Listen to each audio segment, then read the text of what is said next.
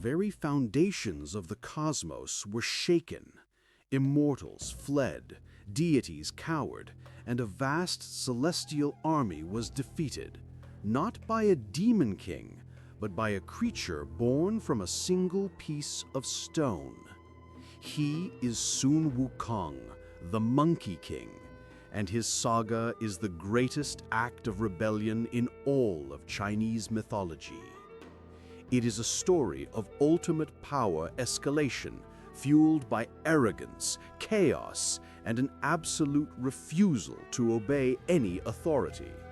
From his magical birth to his 5 centuries of imprisonment, Wukong's journey reveals that the line between a beloved trickster and an unstoppable world ender is dangerously thin.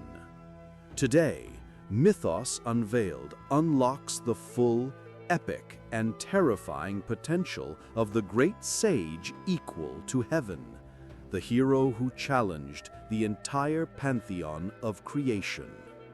The legend begins not with parents, but with primordial energy. On the summit of the mountain of flowers and fruit rested a magic stone, fertilized by the forces of the earth and the essence of the stars. It was a cosmic anomaly. After countless years, this stone burst open, and from it sprang a fully formed monkey. This nameless monkey quickly displayed his cunning.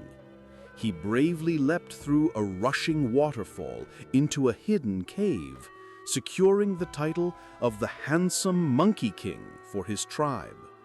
But kingship was finite. The Monkey King soon observed the natural decay around him, and the stark reality of mortality became his terror. He abandoned his throne and his friends, setting out alone to find the secrets of everlasting life. This quest led him to the sage Putizu Shi, a reclusive master who recognized the stone monkey's unique destiny. It was here Wukong acquired his defining abilities. 1. Immortality. Through secret Taoist techniques, Wukong conquered the first barrier, eliminating his natural lifespan. 2. The 72 earthly transformations. The power to instantly morph into 72 different forms, from animals and objects to entire people, allowing him to dodge, disguise, and defeat nearly any threat. 3. The Cloud Somersault. A single, mind-bending leap that propelled him 60,000 miles, 45,000 li. This single ability meant no cage could hold him, and no foe could escape him. But the sage, sensing the chaos in Wukong's heart, banished him, forcing the Monkey King to promise never to reveal his true master. Wukong returned home, powerful, arrogant, and ready to disrupt the cosmic order. Wukong needed weapons that matched his limitless power. He plunged into the deepest parts of the ocean, arriving at the opulent water palace of the Dragon King of the East Coast. Wukong, treating the mighty Dragon King with casual contempt, demanded a fitting weapon. The Dragon King, exhausted from offering increasingly heavy armaments that Wukong tossed aside, finally revealed an ancient, sacred treasure, the Ruyi Jinyu Bang. This was a colossal iron pillar used by Yu the Great to measure the depths of the world's oceans. Wukong, with a laugh, commanded the pillar to shrink. The enormous staff instantly became a manageable, gleaming rod, its weight still 13,500 jin. He carried it proudly, having literally stolen a pillar of the world. But his most audacious crime was yet to come. His immortality training had not erased the original record of his life in the Underworld's registry. One night, agents of hell, the demon bailiffs, came for him. Wukong, enraged, followed them down. With a single strike of his staff, he stormed the palace of the King of Hell, seized the Book of Life and Death, and scrawled through his own name and, more importantly, the names of all the monkeys in his entire tribe. He had made his entire clan immortal by brute force and vandalism. The Underworld reported the violation to heaven immediately. The clock was ticking. The Jade Emperor, ruler of heaven, was desperate to maintain peace. He knew Wukong was a disruptive force, but he hoped to manage him. He granted him a minor title, Keeper of the Heavenly Stables.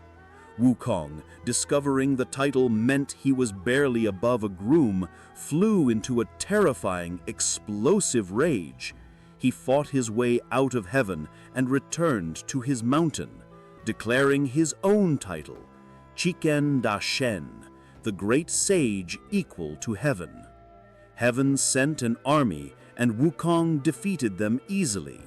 Again, the Jade Emperor tried negotiation, granting him the empty title, but demanding he oversee the Peach Garden of Immortality. This was the ultimate mistake. Wukong, left alone in the garden, gorged himself on the Peaches of Immortality, which grant various degrees of eternal life depending on their age. Next, he gate-crashed the preparation for the Queen Mother of the West's banquet, consuming all the elixir pills prepared by the great immortal alchemist Laozi. These pills were meant for the highest gods. By consuming them, Wukong's body became a vessel of unparalleled dense immortality. His flesh turned harder than diamond, impervious to fire, thunder, and steel. The terrifying reality faced heaven, ultimate disruption. The test of immortality was now incomplete. Whole generations of gods would suffer for lack of peach and pill. Wukong had fundamentally altered the power dynamics of the universe. He had become an existential threat. The war began in earnest. Heaven's entire military force was mobilized against him. Wukong faced the 4 heavenly kings, the celestial generals, the gods of the constellations, and an army numbering over 100,000. The visual spectacle was legendary. Wukong spinning his staff like a whirlwind, using his clone army, made from plucking his own hairs, and utilizing his 72 forms to disappear, distract, and dominate. He was too fast, too durable, and too anarchic. They too fought a dazzling battle of wit and physical power, transforming constantly. A hawk chasing a snake, a giant confronting a mountain. Despite Erlong Shen's efforts, Wukong's near-absolute immortality meant he could not be killed or even seriously injured. He was finally subdued not by force, but by trickery. A sneak attack while he was distracted, followed by being bound with magical ropes. His capture was a miracle. Heaven tried everything to execute him. Fire, lightning, cleavers, and axes. Nothing worked. Finally, Lao Tzu decided to refine him in his magical 8 trigrams furnace for 49 days, hoping to reduce him to ash. Instead, Wukong consumed the magical fumes and 49 days later burst out of the furnace even stronger, now equipped with fiery eyes and golden pupils, eyes that could see through all disguises and illusions. His final enraged assault on the Jade Emperor was unstoppable. Faced with total defeat, the Jade Emperor made the final plea to the ultimate authority, the Buddha. The Buddha descended and confronted the hyper-arrogant Wukong, offering him the wager. If you can somersault out of my palm, you shall be the new emperor of heaven." Wukong, laughing at the perceived ease of the task, launched himself with his cloud somersault. He traveled at unimaginable speed until he reached what he believed were the 5 great pillars at the edge of the cosmos. He marked the central pillar with his name, Victorious. Upon returning, the Buddha revealed his hand. The pillars were the Buddha's own fingers.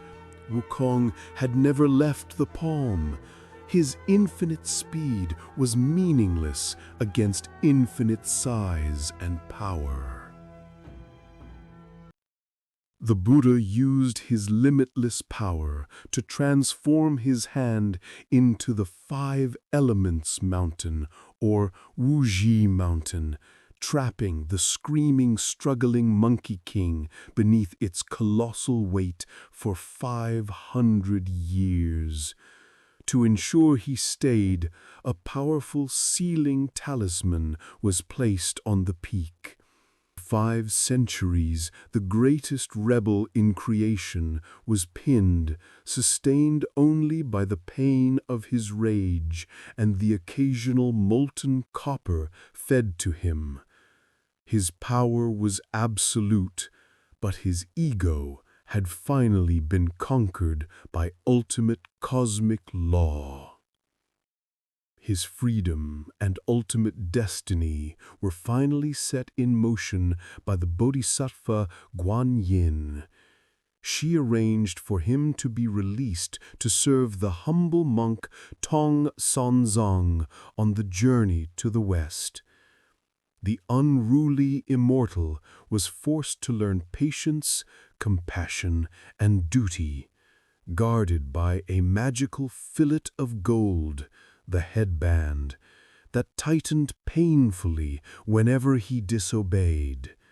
The saga of Sun Wukong is not just a tale of power.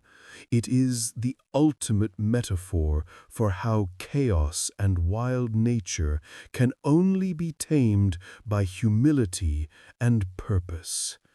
Do you believe the 500-year punishment was justified for Wukong's crimes, or was it an unfair suppression of true freedom?